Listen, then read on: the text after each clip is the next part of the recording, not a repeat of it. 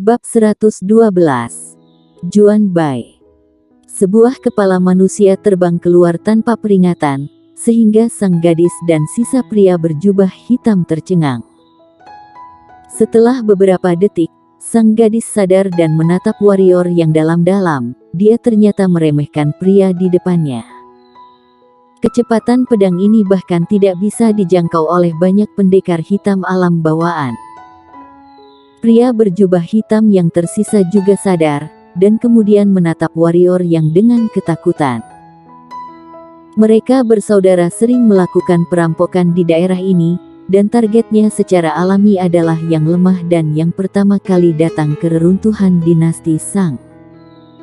Tidak diragukan lagi, warrior yang dan gadis di depannya memenuhi standar perampokan mereka dengan sangat baik.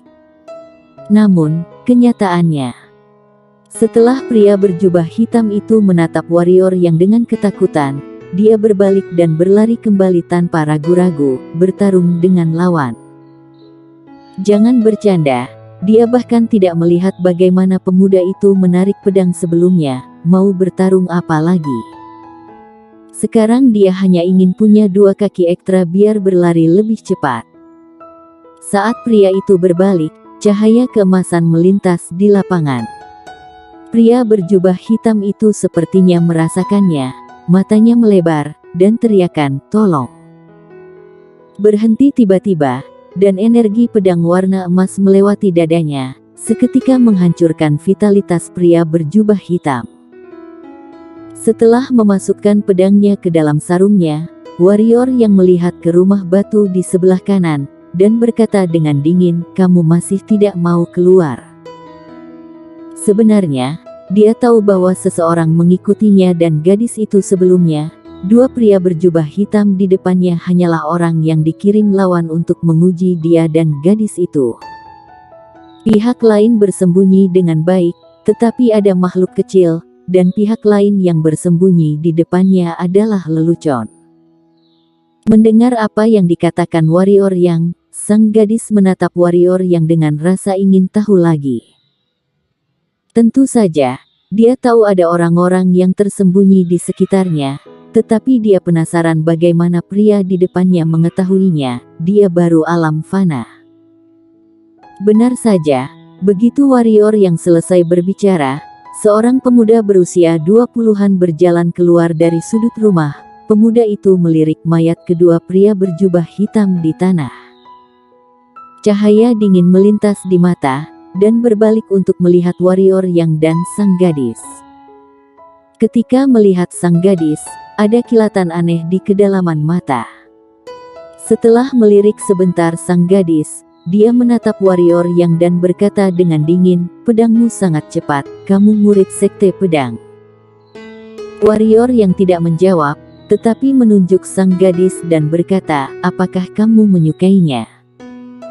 Baik pemuda maupun sang gadis terkejut, mereka tidak mengerti apa yang dimaksud warrior yang. Warrior yang mencibir dan melanjutkan, "Kamu hanya jatuh cinta dengan istri mudaku, dan kamu tidak mengetahui latar belakang dia dan aku, jadi kamu mengirim seseorang untuk menguji kami. Sekarang hasil ujiannya sudah jelas." Setelah warrior yang mengutarakan pikirannya dengan terang-terangan, niat membunuh yang dingin melintas di mata pemuda itu, tetapi dengan cepat berubah menjadi senyuman, mengatakan, "Kamu terlalu banyak berpikir. Aku bernama Juan Bai, melihat kalian berdua datang ke sini untuk pertama kalinya ke reruntuhan dinasti Shang dan diuntit oleh dua bersaudara ini, jadi mengikuti ke sini, siap untuk membantu, tetapi sekarang tampaknya tidak perlu. Benarkah?" Warrior yang tersenyum dan berkata, "Kalau begitu kami sudah menyelesaikan keduanya sekarang, Kak Juan bisa pergi."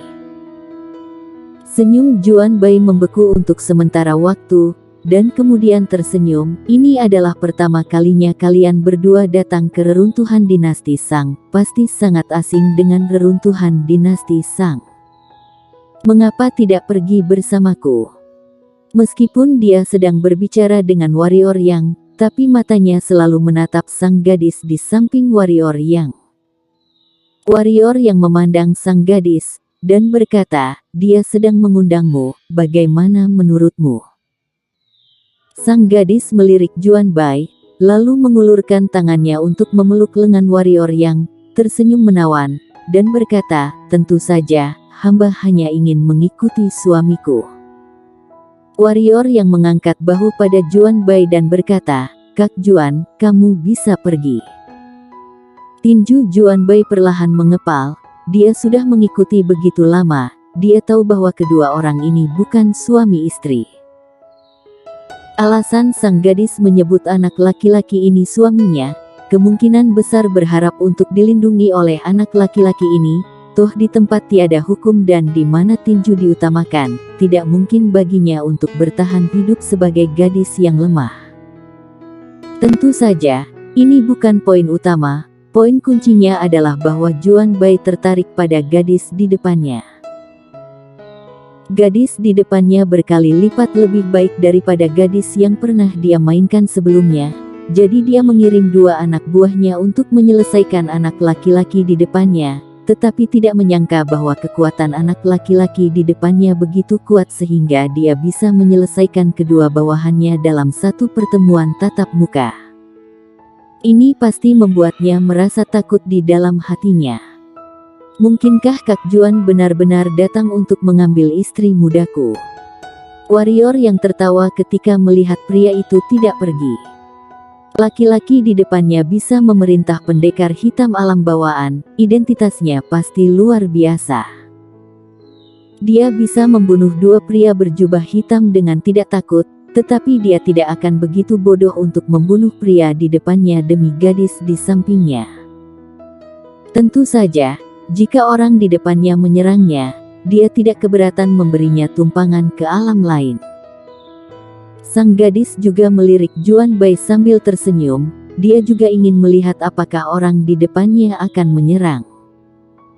Tentu saja, dia tidak tertarik dengan ini, yang dia minati adalah kekuatan sebenarnya dari anak laki-laki di sebelahnya. Meskipun dia pernah bertarung melawan pemuda bernama warrior yang di sebelahnya sekali, itu tidak cukup untuk memberitahu dia tentang kekuatan warrior yang.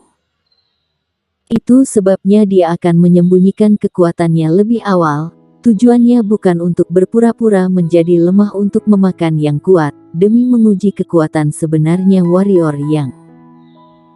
Melihat senyum di wajah warrior yang, Juan Bai ragu-ragu untuk sementara waktu, dan akhirnya tidak jadi menyerang. Pemuda di depannya tidak terbaca, dan lawannya terlalu tenang dari awal hingga akhir. Ketahuilah, dia adalah master alam bawaan peringkat 7. Tapi pihak lain tidak memiliki rasa takut sedikit pun di depannya, pasti ada sesuatu yang bisa diandalkan. Memikirkan hal ini, Juan Bai tersenyum semu, "Saudara bercanda, bagaimana mungkin Juan Bai bisa seperti itu? Karena kalian berdua tidak ingin bersamaku, maka aku terpaksa pamitan. Oh ya, aku berikan satu nasihat untuk saudara, lebih baik menjadi orang yang rendah hati." Setelah berbicara, dia memandang warrior yang dengan dingin dan kemudian berbalik. "Jadi orang yang rendah hati." Warrior yang menggelengkan kepalanya sambil tersenyum, menatap sang gadis, dan berkata, "Apakah aku sangat sombong? Suamiku benar-benar mendominasi sebelumnya, dan hatiku berdebar-debar saat melihatnya." Sang gadis berkata sedikit malu-malu.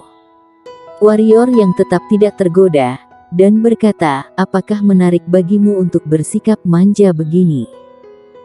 Aku benar-benar tergoda olehmu, mengapa kamu tidak percaya padaku?" Sang gadis berkata dengan sedih. "Berhenti." Warrior yang melambaikan tangannya dan berkata, "Mari kita berhenti berbicara yang aneh-aneh. Aku sudah katakan sebelumnya bahwa kita akan berpisah setelah kita datang ke reruntuhan ini, dan sekarang kita harus berpisah. Sampai ketemu kalau ada kesempatan lain, tidak, kita tidak akan bertemu kembali." Setelah berbicara, warrior yang berbalik dan pergi. Dia benar-benar tidak ingin terlibat dengan orang ini sama sekali. Setelah berjalan beberapa langkah, warrior yang menarik napas dalam-dalam, berbalik dan menatap sang gadis yang mengikutinya, mengerutkan kening dan berkata, "Apakah kamu benar-benar berpikir aku tidak akan menyerangmu? Bisakah kamu berbicara dengan normal?" Warrior yang memotong perkataan sang gadis. Mendengar ini, ekspresi sang gadis kembali normal. Lalu dia menatap warrior yang secara langsung dan berkata, "Kamu menciumku barusan, kamu mengakuinya." Mulut warrior yang berkedut, dan berkata, "Kamu yang memanfaatkanku dulu. Namaku sudah hancur di tanganmu." Sang gadis berkata dengan serius, "Kamu bercanda apa?" Warrior yang hampir melompat saking marah, dan berkata, "Aku hanya menciummu, dan tidak melakukan apapun padamu. Bisakah kamu jangan memperbesar masalah seperti ini? Tahukah kamu siapa aku?" Sang gadis berkata, "Aku adalah adik dari Kaisar Qin saat ini, yaitu Tuan Putri Sulung dari Kekaisaran Qin. Meskipun aku hanya seorang putri yang tidak dianggap serius, tapi aku tetap saja seorang putri. Kamu mengerti maksudku? Kamu mengancamku dengan Kekaisaran Qin." Warrior yang menyipitkan matanya dan berkata dengan suara yang dalam. Sang gadis menggelengkan kepalanya dan berkata, "Adikku, mengapa kamu tidak mengerti?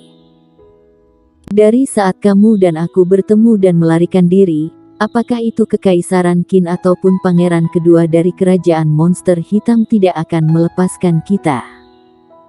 Kamu dan aku tidak ada hubungannya, pertemuan kita hanya kebetulan, tapi apakah mereka percaya? Pertama-tama, aku melanggar urusan keponakanku, dan dia pasti tidak akan membiarkan aku pergi. Kedua, aku membuat pangeran kedua dari kerajaan monster hitam kehilangan muka, dan dia pasti tidak akan melepaskanku. Baiklah, kamu pasti berpikir ini adalah urusanku, bukan urusanmu. Tapi apakah menurutmu Kekaisaran Qin dan kerajaan monster hitam akan melepaskanmu? Jika dua pihak kuat menyerang, bahkan jika kamu adalah murid garis keturunan langsung Sekte Pedang, juga tidak bisa bertahan hidup." Mendengar ini, wajah warrior yang masam, harus diakui bahwa apa yang dikatakan gadis di depannya sangat masuk akal. Jika Kekaisaran Qin dan kerajaan monster hitam mengincar dirinya, sepertinya dia warrior yang benar-benar tidak punya cara untuk bertahan hidup. Ketahuilah, kekuatan kedua raksasa ini jauh lebih kuat dari Sekte Pedang dan Istana Bunga. Sang gadis melanjutkan, "Jadi, jika kamu dan aku ingin bertahan hidup, kamu dan aku harus bekerja sama. Hanya jika kamu dan aku bergabung, kamu dan aku bisa memiliki kesempatan. Dengan kata lain, kamu dan aku sekarang berada di kapal yang sama. Kita seharusnya senasib sepenanggungan dan bukan saling berpaling muka. Aku tahu bahwa kamu pasti sangat tidak rela di dalam hati kamu. Bagaimanapun, ini awalnya adalah urusan pribadi aku, tetapi kenyataannya sudah seperti ini. Apa yang dapat kamu dan aku lakukan?" Setelah berbicara, sang gadis menatap warrior yang dan menunggu jawaban warrior yang. Menurut rencana awalnya, setelah melarikan diri, dia akan menyembunyikan namanya dan hidup bersembunyi selama sisa hidupnya. Tapi warrior yang saat ini membuatnya berubah pikiran. Jika pria di depannya mau bergandengan tangan dengannya, dia tidak hanya pasti akan menyelesaikan krisis, tetapi juga akan bisa mendapatkan kembali perhatian dari keluarga Kekaisaran Qin. Tentu saja, premis dari semua ini adalah bahwa pemuda di depannya bersedia. Bersambung.